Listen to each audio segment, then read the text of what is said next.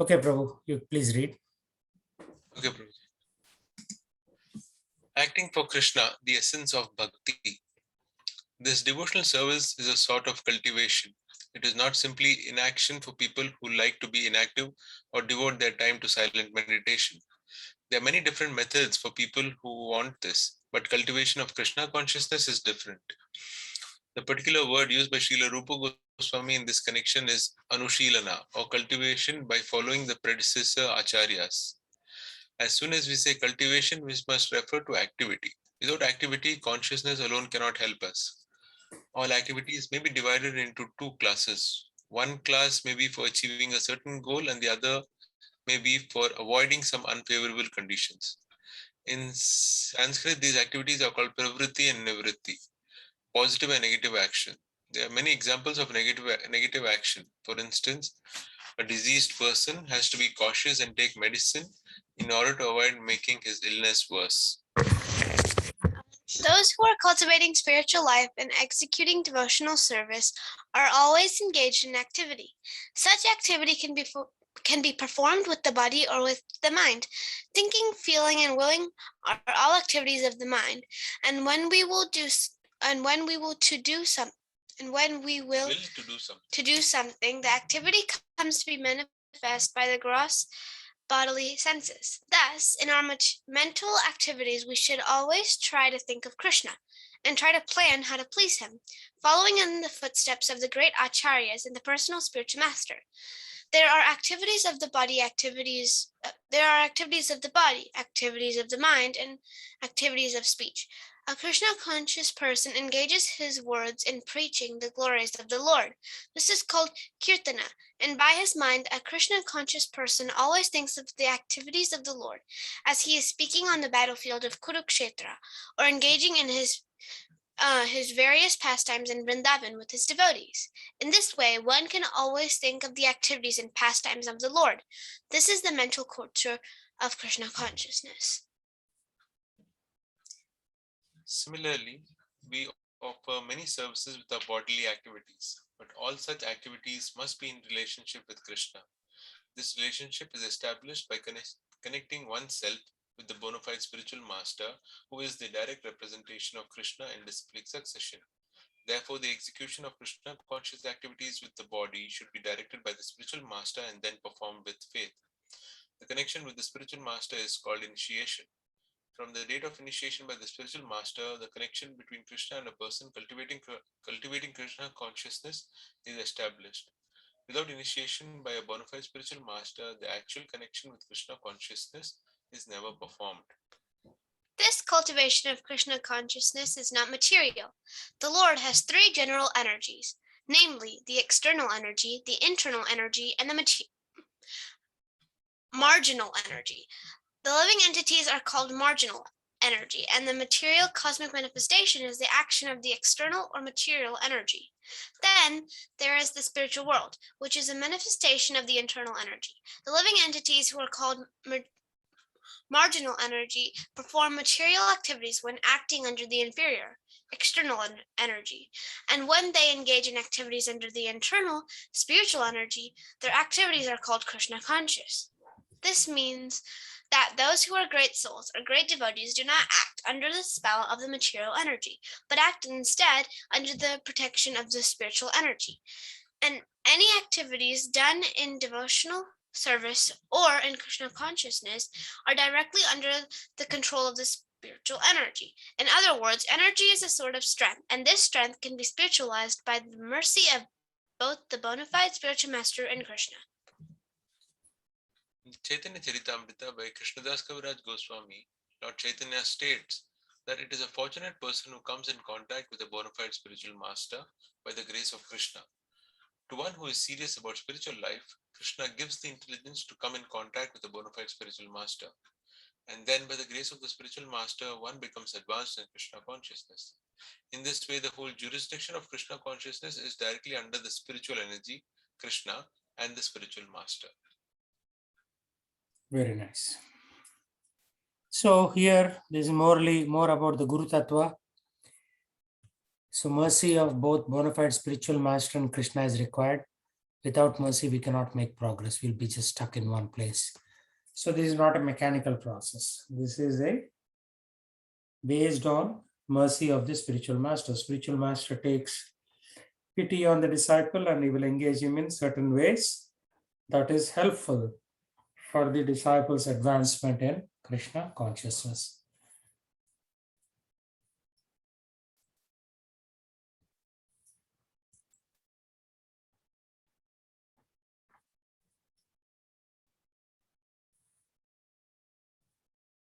So execution of Krishna conscious activities with the body should be directed by spiritual master and then performed with faith.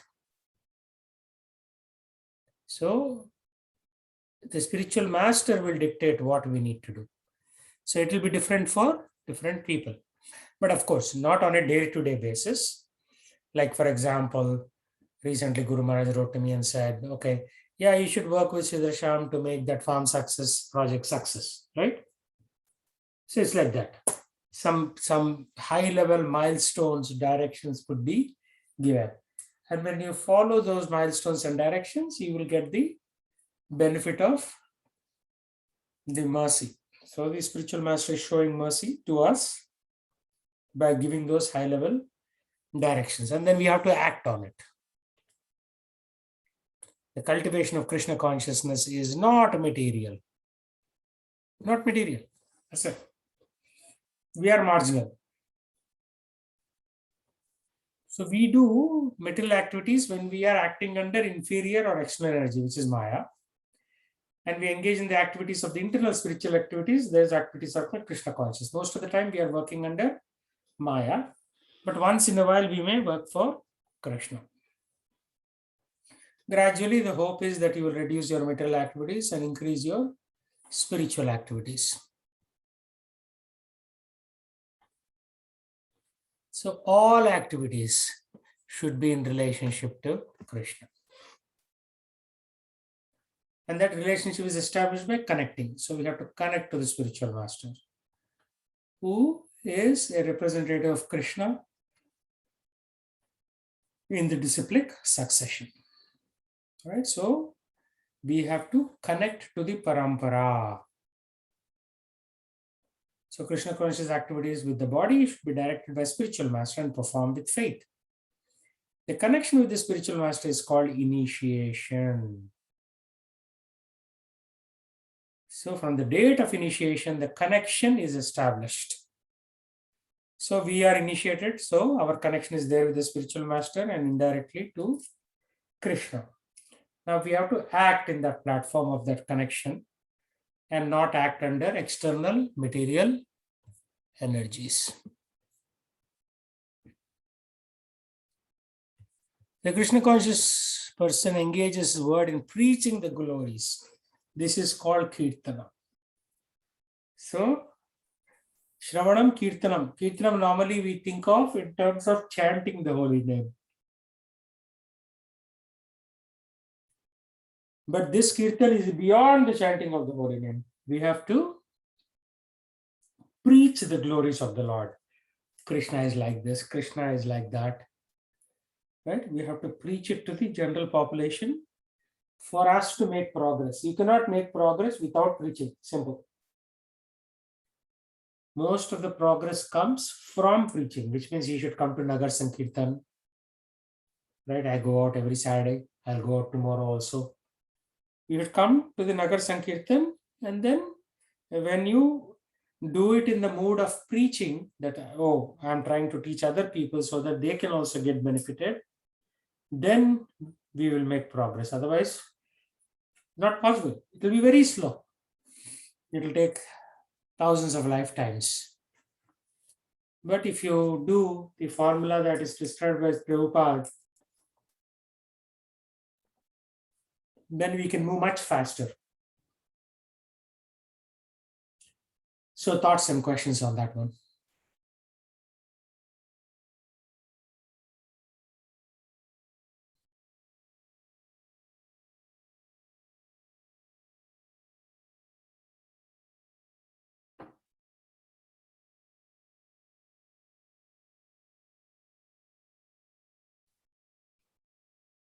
No thoughts, no questions?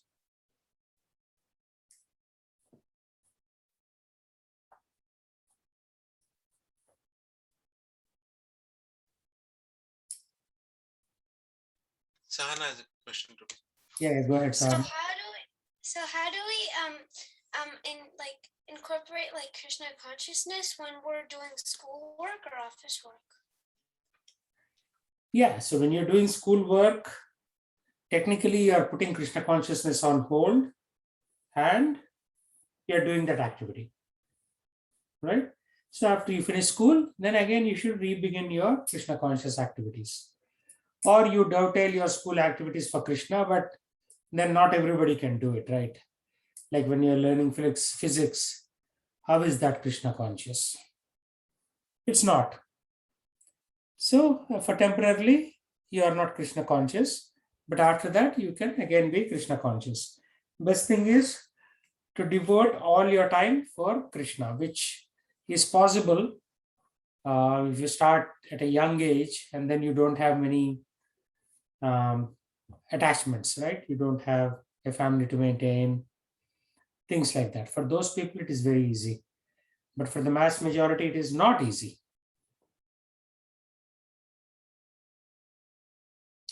So when you're at office, if you earn money, you use that money in the service of Krishna. That's how you can be Krishna conscious.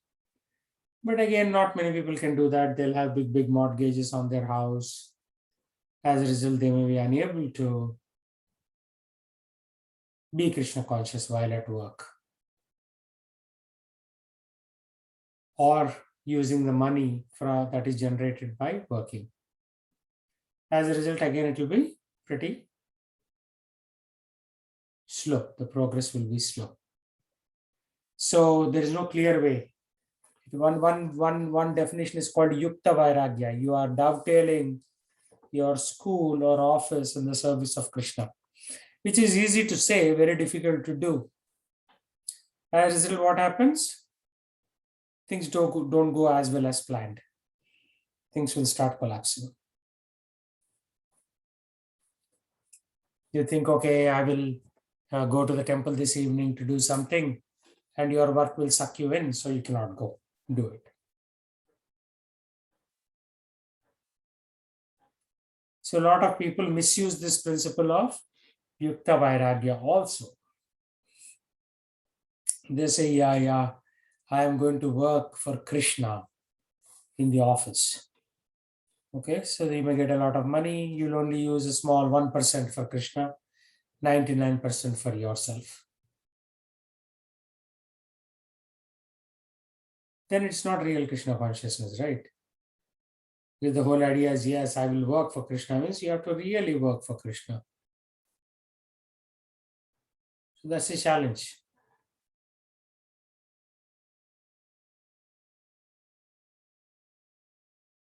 Does that answer your question, Sahana? Yes, Prabhuji. Yeah. Thank you. Hare Krishna. So Gopal, any thoughts?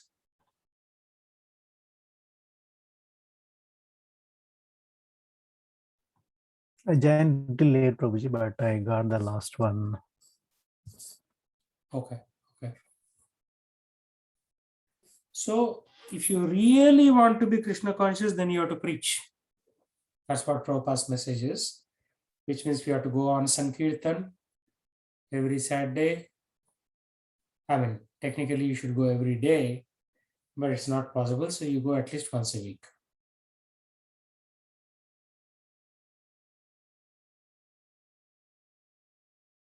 So now you know why we go to book distribution or Sankirtan. Because that's what Prabhupada wanted us to do. Krishna conscious Bhajan engages his words in preaching the glories of the Lord. So we have to preach. He's already very clearly saying there that you have to preach. When you preach, you will get the desired result.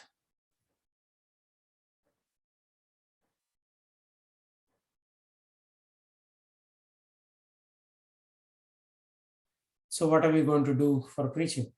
Each of you come up with your own list. mentally or on a piece of paper.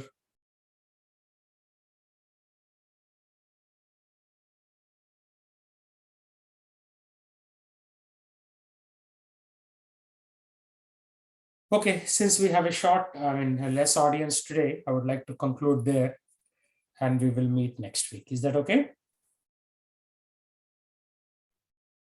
Sure, Prabhuji. Okay. See you all next week. Chant Hare Krishna and be happy. Hare Hare Krishna. Krishna, Prabhuji. Hare Krishna, Mataji.